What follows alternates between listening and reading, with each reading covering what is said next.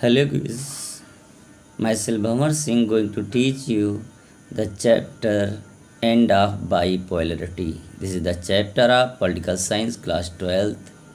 Chapter 2. जैसा कि आप जानते हैं कि पॉलिटिकल साइंस में क्लास 12th में दो बुक्स हैं, एक में वर्ल्ड पॉलिटिक्स है और दूसरे में इंडियन पॉलिटिक्स है। तो ये वर्ल्ड पॉलिटिक्स का सेकंड चैप्टर है, एंड ऑफ बाइपोलरिटी। इस चैप्टर में ये बताया गया है कि कोल्ड वार के बाद जो पूरा वर्ल्ड टू ब्लॉक्स में डिवाइड हो गया था, there was bipolarity system. Bipolarity means the division of the whole of the world into two different blocks. So in this chapter I will give you the summary of the chapter. This chapter is very important chapter. But as you know, there was Cold War after the Second World War. After the Second World War, there were two superpowers that emerged. One was the USA, that was leading the capitalist system. Second was the USSR, Soviet Union, that was leading the socialist system. The first, that was leading the capitalist system, democratic system, it was called the Western Alliance. And leading the socialist system, it was the Socialist Alliance, Eastern Alliance. So that time there were the two blocks. One was capitalist and second was the socialist. Capitalist, as you know, it was headed by the USA, and socialist, that was headed by the USSR. जो capitalist democratic system था, इसमें USA और western European countries involve थे, और जो socialist system था इसमें Soviet Union, USSR and कुछ ईस्टर्न यूरोपियन कंट्रीज इन्वॉल्व थे। During the Cold War, as you know, a problem was created. USA अपने को सुपर पावर कहता था और यूएसएसआर, सोवियत यूनियन, अपने को सुपर पावर कहता था।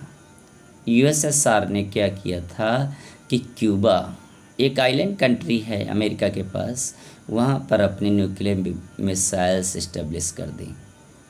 जब अमेरिका को पता चला सैटेलाइट्स थे तो उसने इसको अपोज किया एंड क्यूबा को चारों तरफ से घेर लिया, और यूएसएसआर से कहा गया या तो अब क्यूबा से अपनी मिसाइल्स हटाइए, otherwise USA could attack on Cuba. At last there was the tension. It is called the high point of Cold War, and at last USSR was forced to remove the nuclear missiles from Cuba. Cuba से Soviet union को अपनी missiles हटानी पड़ी। ऐसा लग रहा था कि third world war होने वाला है। Whole the world was divided into two alliances. Mostly जो कंट्रीज थे, specially the developed countries of Europe and America, that were divided into two alliances. The Western alliance in the leadership of USA, the Eastern alliance in led of USSR. तो बेटा there were two alliances, one was the Western alliance and second was the Eastern alliance. Western alliance, इसका जो leader था USA था, United States of America, और eastern alliance, its leader was USSR और Soviet Union. तो whole the world was divided into two blocks. तो first block, western alliance, was called the first world, eastern alliance was called the second world, and there were some newly independent countries of Latin America, Africa and Asia. they were known as the third world. These were developing countries, poor countries, and there were two options before them, either to join the USA Western Alliance or the Eastern Alliance. But many countries like India, they formed the non-aligned movement name. उन्होंने कहा कि हम neutral रहेंगे, impartial रहेंगे, ना तो हम western alliance join करेंगे और ना तो ईस्टर्न अलायंस को ज्वाइन करेंगे, दोनों के साथ अपने रिलेशंस कॉमन रखेंगे। और एक मूवमेंट स्टार्ट किया, नॉन अलाइंड मूवमेंट। और as you know, it became the second largest international organisation after United Nations organisation. और that time the Berlin wall when Europe was divided into two alliances, the Germany was divided into two parts. The Western Germany joined Western Alliance, Eastern Germany joined the Eastern Alliance, the socialist system, and its capital city was Berlin. Berlin में दीवार खड़ी कर दी गई और Berlin को two parts में divide कर दिया गया। One western part was the capital of West Germany, और east Berlin, east that was the capital of East Germany. तो Berlin wall was the symbol of the Cold War. तो as you know, what was the Soviet system? अभी हम बात करेंगे ये Soviet system था क्या। USSR system, USSR means the union of Soviet socialist republics, इसका पूरा नाम था। शॉर्ट में इसको सोवियत यूनियन या सोवियत संघ कहते हैं। There was the socialist revolution, Russian revolution in 1917, and there the socialist system was established by Vladimir Lenin. Vladimir Lenin, the leader of the Bolshevik party, he became the first president of Russia, Soviet Union. And in Soviet system, there was only one party that was ruling. It was the Russian Communist Party. Russian Communist Party थी। And Eastern Alliance, it formed in Soviet system, all the socialist countries, they formed the Eastern Alliance, or in this Eastern Alliance there were Soviet Union, USSR, and the Eastern European countries, or these Eastern European countries, they were known as the socialist bloc because there was the rule of the Communist Party. Under this, as you know, all the property, all the resources that were controlled by the state in under of the public sector, no private property was there, or the government that tried to establish the minimum standard of all citizen, कि सभी लोगों को जो basic necessities हैं that must be fulfilled. That effort was made by the government in the socialist system, in the Soviet system, or mostly the social welfare, that was the main motto. Socialist system का जो मुख्य उद्देश्य था, और वो ये उद्देश्य ये था कि लोगों का, सोसाइटी का वेलफेयर किया जाए। इसीलिए जितना भी प्रोडक्शन होता था, इंडस्ट्रीज़ थी, लैंड थी, ये सब गवर्नमेंट के कंट्रोल में हो गई थी, और इनकी प्राइसेस, जो भी प्रोडक्शन होता था, गवर्नमेंट डिसाइड करती थी। People were given the work according ability and the payment according work. But there were, और as you know, in Soviet system the 5 year plans were set up. जो प्लान बनाए गए वो 5 ईयर्स के लिए बनाए गए, और there were many industries were set up, many industries in public sector, or it also started to export the resources also, and it made it a superpower. But there were some drawbacks of Soviet system के कुछ drawbacks भी थे। Number one, it was bureaucratic and authoritarian. Soviet system में क्या था, more powers were given bureaucrats, government officers, and these were belonging to the communist party. They became authoritarian बन गए थे वो लोग।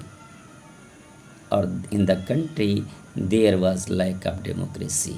The people had no power to criticize the government, to criticize the system. There was lack of freedom also, absence of freedom. They had very little freedom. Such type of ऐसी freedom उनको नहीं मिलती थी जैसे कि democratic countries में मिलती है। They were given very less freedom. और as you know there was tight control over all institutions, over all the political, economic, social institutions. There was tight control of the government, the tight control of the communist party. As you know, Soviet Union had 15 republics, or in which Russia was the largest, and Russia dominated all other republics. Government में Russia की चलती थी, और this was the reason other republics that were dissatisfied with this system. The people also saw, लोगों ने देखा Soviet Union was lagged behind the West. West में काफ़ी कुछ इकोनॉमिक डेवलपमेंट हो रहा था, टेक्नोलॉजिकल डेवलपमेंट हो रहा था, वहाँ फ्रीडम लोग इंजॉय कर रहे थे। बस Soviet union was back, that was back that time. So people were not satisfied, they were interested in the capitalist system. और इकॉनमी 1970 बिकेम स्टैग्नेट, और जो सोवियत यूनियन का इकोनॉमिक डेवलपमेंट था दैट बिकेम स्टैग्नेट, रुक गया था। Gorbachev and disintegration, तो बेटा ये ड्रॉबैक्स थे सोवियत सिस्टम के, और this became the cause of disintegration of Soviet system. और सोवियत सिस्टम के टूटने के यही कारण थे, यही रीज़न था कि जो पूरा वर्ल्ड 2 ब्लॉक्स में डिवाइड था, बाईपोलरिटी सिस्टम थी, और वो थी यूनिपोलर में डिवाइड हो गई, क्योंकि there was disintegration of Soviet Union. उसके जो 15 रिपब्लिक्स थे दैट बिकेम इंडिपेंडेंट। तो these were the drawbacks that became the major cause. Next topic is Gorbachev and disintegration. Gorbachev, as you know, Mikhail Gorbachev became General Secretary of the Communist Party in 1985. Russia की जो Russian communist party थे उसके general secretary को बनाया गया 1985 में Mikhail Gorbachev को, और ही also became the president of Soviet union. But that time, as you know, people were not satisfied, so some people, they wanted to bring some economic and political reforms. वो चाहते थे कि कुछ economic और political reforms आएँ, और for this people started the protests, और specially the Democrats. Democrats समझते हैं, डेमोक्रेट्स वो होते हैं जो डेमोक्रेसी को लाइक करते हैं, फ्रीडम इक्वालिटी में बिलीव करते हैं। तो Democrats were specially not satisfied and they were demanding more and more reforms. But these reforms that were opposed by the Communist Party and the communist supporters, communist leaders, they were opposed of these reforms. वो जो communist थे hardliner, वो नहीं चाहते थे कि किसी तरह का डेमोक्रेटिक रिफॉर्म्स हो एडमिनिस्ट्रेशन में, पॉलिटिकल सिस्टम में, इकोनॉमिक सिस्टम में। At that time these communist leaders, they started the coup, विद्रोह कर दिया, and this was opposed by Boris Yeltsin. Boris Yeltsin was an important leader of Russia. When he opposed the communists, he became the national hero in 1991. Boris Yeltsin supported democratic reforms, and there were elections in December 1991 in Russia, in Russian Republic, and he became the leader, the president of Russia. So in leadership of Yeltsin in December 1991, there were three republics, Russia, Ukraine, and Belarus. They declared independent. They declared independent, but the first republic that became independent, that was Lithuania. तो they declared the Soviet Union disband. उन्होंने कहा अब Soviet union टूट जाएगी, हम लोग अलग हो जाएंगे. और when all the 15 republics they left the union, they became independent. तो Russia became the successor of USSR. मैंने पहले भी आपको बताया है कि Russia was the largest republic of Soviet union. Russia का सबसे ज़्यादा प्रभाव रहता था, उसको सोवियत यूनियन का, यूएसएसआर का सक्सेसर बना दिया गया. When all 15 republics became the independent, and this was the disintegration of Soviet Union, end of Soviet Union as the superpower, end of the bipolarity system, and whole the world became a unipolar. Now there was only one power, superpower in the world, that was the USA. That was the USA, as you know. Why did Soviet Union disintegrate? Because of these drawbacks. Those drawbacks जिनको मैंने अभी पहले explain किया है. First, internal weakness in political and economic institutions. वो इसलिए disintegrate हुआ क्योंकि उसके जो पॉलिटिकल और इकोनॉमिक इंस्टीट्यूशंस थे, that were weak. There was weakness. They were not able to satisfy the demand of the people. लोगों की डिमांड्स को पूरा नहीं कर पा रहे थे. They were failed to meet aspiration of the people. That time people were demanding the freedom, democracy, but there was not. Economic stagnation was in the country also.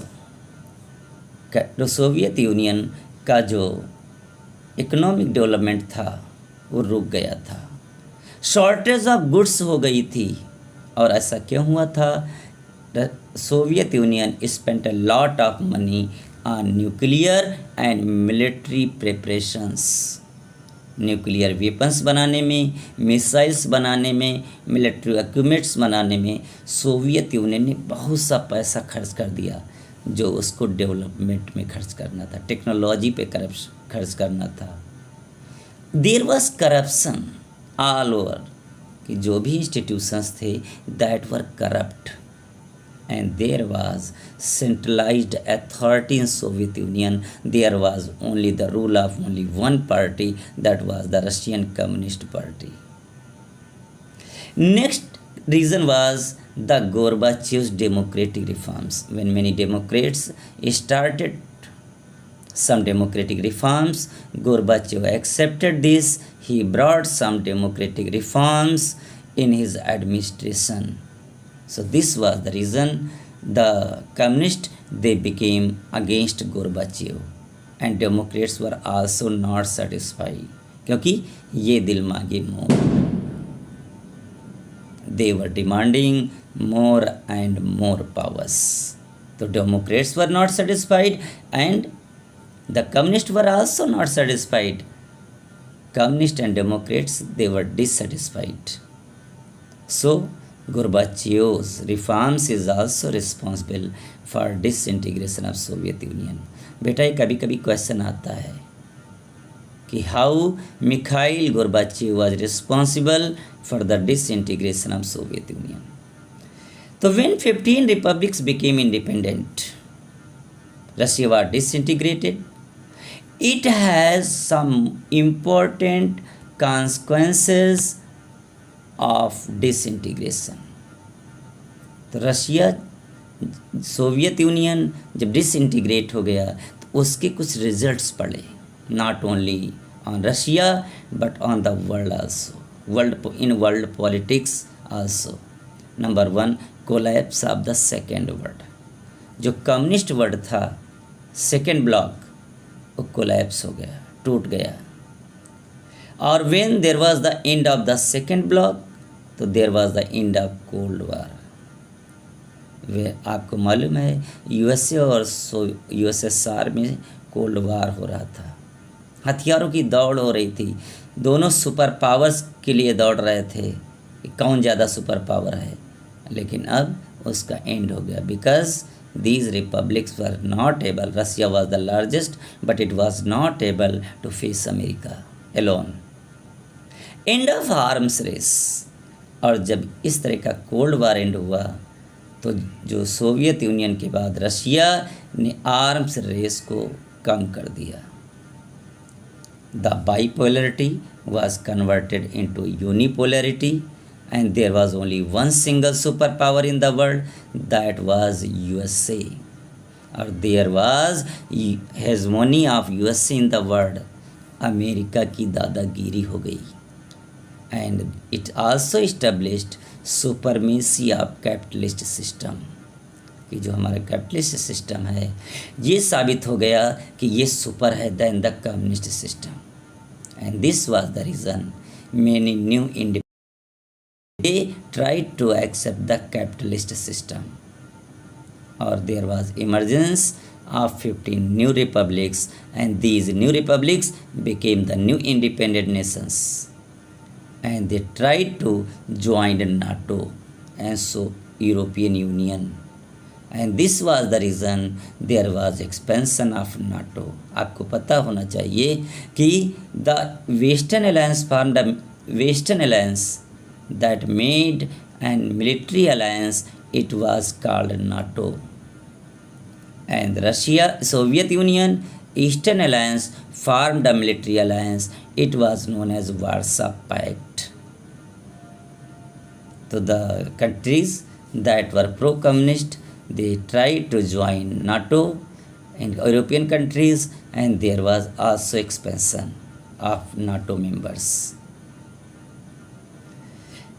shock therapy, when these communist countries accepted capitalist system, they had to face a great problem, a great shock, or in history, in political system, it is known as shock therapy।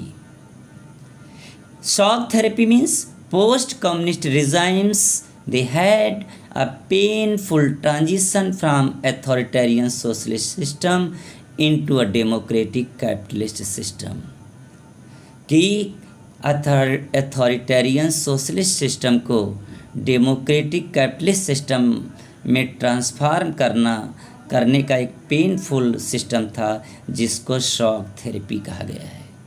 और ये shock therapy that was accepted by these newly pre communist countries in the pressure of two organisation, international economic organizations, World Bank and IMF, International Monetary Fund, that forced these countries to accept shock therapy। shock therapy में हुआ क्या? Private ownership was allowed. जितने भी public sector के industries थी, firms थी, वो सभी प्राइवेट ऑनरशिप में कर दी गई और प्राइवेट कंपनीज को बेच दी गई। और यही रीज़न है more than 90% industries in Russia that were sold to the private sector in very less wages. और यही रीज़न इसको कहा जाता है कि the largest sale of garbage in history. Private farms were set up in place of collective farms. आपने collectivisation programme पढ़ा था स्टालिन का, जोसेफ स्टालिन। और उन कलेक्टिव फार्म जो कोलकोस थे उनको हटा करके और प्राइवेट फार्म, छोटे छोटे फार्म बना करके लोगों को डिस्ट्रीब्यूट कर दिए गए। There was openness for foreign investment. जो multinational companies America, other European countries की थी, उनको इनवाइट किया गया। to invest their money in the country, और the trade alliances that were break up, जो ट्रेड अलायंस थे वो ब्रेकअप हो गए। आपको बताया था कि Soviet union became the success, Russia became the successor of Soviet union, so it also became the permanent member of the security council in place of Soviet union. It also accepted all the treaties agreements that were signed by Soviet Union. Consequences of shock therapy, जब इन्होंने ये जो pre communist countries थे, इन्होंने जब shock therapy को accept किया तो उसके रिजल्ट्स क्या हुए? It brought ruin to socialist economy, जो सोशलिस्ट इकोनॉमी थी बर्बाद हो गई। There was encouragement of capitalist economy. 90% industries were sold to private companies at very low prices, or this is the reason it is called the largest garbage sale in history. Value of the ruble, ruble was the currency of Russia that fell down. जब उसको compare किया गया American dollar से तो value कम कर दी गई। Russia started import food grains, Russia में food grains का प्रोडक्शन कम हो गया था तो उसको अदर कंट्रीज से इंपोर्ट करना पड़ रहा था। And all the social welfare schemes that were started under the socialist system that also stopped, that also destroyed. So in this communist country the economic system was totally changed and there was some impact on the political system also. India and post communist countries, post communist countries समझते हैं? वे countries जो communist थे लेकिन उन्होंने communist system छोड़ दिया था, उनको कहा जाता है प्रो कम्युनिस्ट कंट्रीज। तो as you know India had a good relation with all the pro communist countries, जितने भी, but Indo Russian relations that were very good. Russia that was a faithful, a loyal friend of India and helped India at the time of needs during the crucial time. Russia also used, Soviet Union also used its veto power on the issue of Kashmir. There was more than 80 bilateral agreements signed between India and Russia. India और Russia इनके बीच में 80 bilateral agreements were also signed and Indo Russian strategic agreement signed in 2001। और Russia और क्या कहते हैं Soviet union और India में एक एग्रीमेंट हुआ था और उसमें वो था 1971 टू 1991, 20 ईयर्स का, कि अगर कोई इंडिया पर अटैक करता है तो रशिया हेल्प करेगा, रशिया पे करता है इंडिया करेगा। But most hardware from Russia to India, और आपको मालूम है कि सबसे ज़्यादा हार्डवेयर इंडिया अगर आते हैं तो रशिया से आते हैं। India is a big market for military appliances for Russia, और रशिया से सेकेंड नंबर पे सबसे ज़्यादा वेपन्स इंडिया खरीदता है। तो Russia help India a lot in a crucial time, तो Russia is a very loyal friend for India. और यही रीज़न है, आप देखते हैं जब इंडिया यूक्रेन का वार हो रहा है तो इंडिया इज़ न्यूट्रल। इंडिया क्या कर रहा है? सस्ती कीमत पे क्रूड ऑयल ले रहा है रशिया से, और यही रीज़न है इंडिया में जो पेट्रोल और डीजल के प्राइसेस ज़्यादा नहीं बढ़ पाए।